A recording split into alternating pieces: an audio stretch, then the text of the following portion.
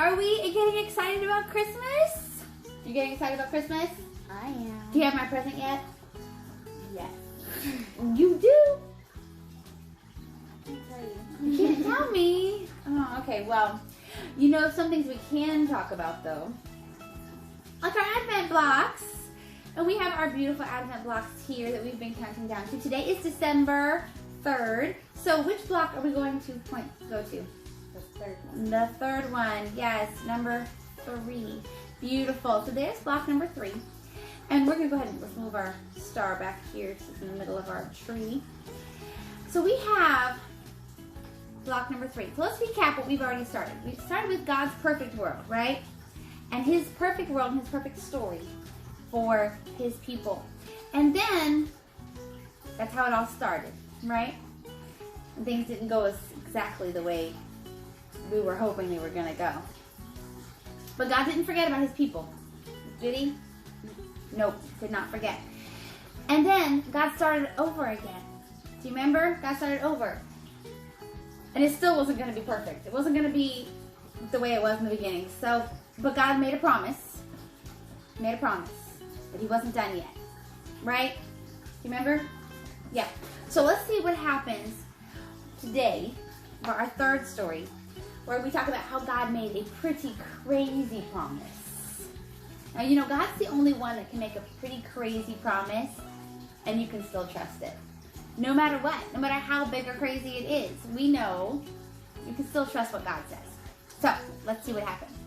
After the big flood in Noah's time, things got a little bit better, but not completely.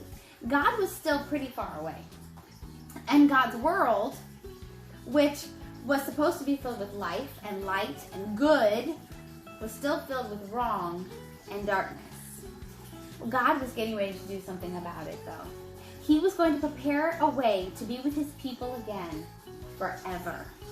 But He wouldn't do like He did with Noah. Remember? He promised He wouldn't do it again. So, no flood. This time, God was going to use the best part of His creation. What was the best thing that He created?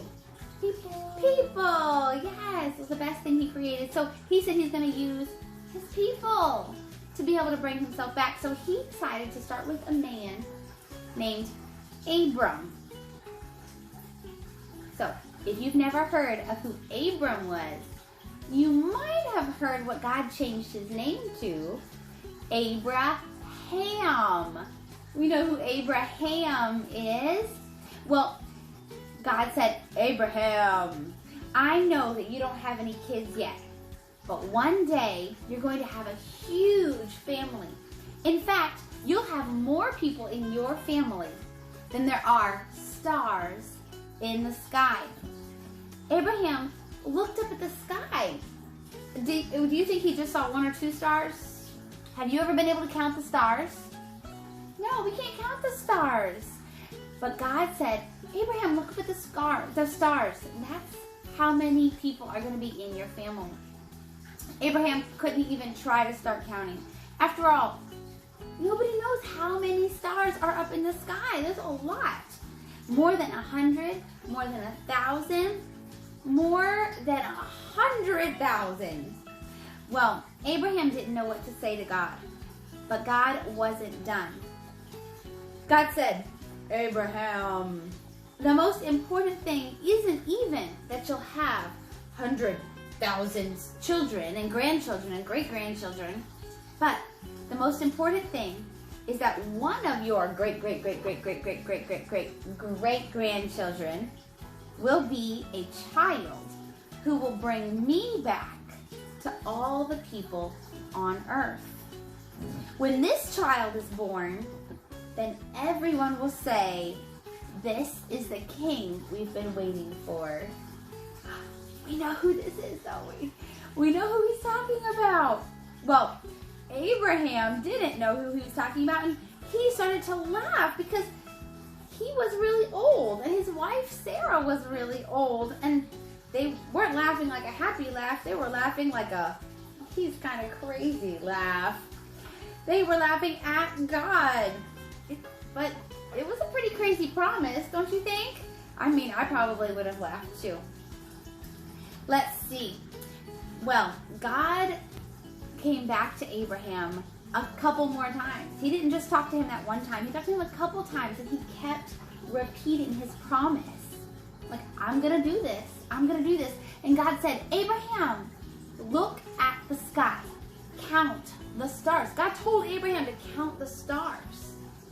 All right, flip over our number 3. Turn it around for them to see. What do we have there? Stars. Yes, that's our reminder. The stars. God said, count the stars. I want you to realize that even though my promise is crazy, you can still trust me. Well, sure enough, just as God had promised, Abraham's wife Sarah did have a baby. His name was Isaac. Isaac, yes. And Isaac, it means son of laughter or laughing, you know, because she was laughing like God was crazy. But did God know what he was talking about? Did they trust God? Well, Abraham and Sarah both laughed again, but this time they weren't laughing at God. They were laughing with happiness and joy because he had done just as he had promised to do. Well, looking at their baby was like looking at a glimpse of heaven, was looking at a glimpse of what God was going to do. You remember, all of this that we're talking about is not just a story from a long time ago. This is God's story. This is God's Christmas story, his love story for us, because that's how much he means to us and how much we mean to him. So God told Abraham to do a lot of other scary things, like leave home and go to a place he'd never been. But Abraham always listened. Abraham always trusted God. He obeyed. A couple times, though, he messed up a little bit. A couple times, he didn't listen right away. But he remembered, look at the stars. And he remembered that God always keeps his promises. When people didn't listen, God does seem far away. Abraham and Sarah remind us to hope and to pray. And Abraham and Sarah said, God, we're looking at our baby. It's like a glimpse into heaven. Will you come back? God, will you come back one day? God, will you come back to stay? And that's what they asked, and that's what they prayed, and that's what they thought about, God's promise. Every time they looked at the stars. You know, if I make a promise to you, I'm going to do my best to keep it. Because I love you. God loves us even more than that. So much more. And that's what we can remember today. And I can't wait to see what we're going to do tomorrow. Bye, everybody.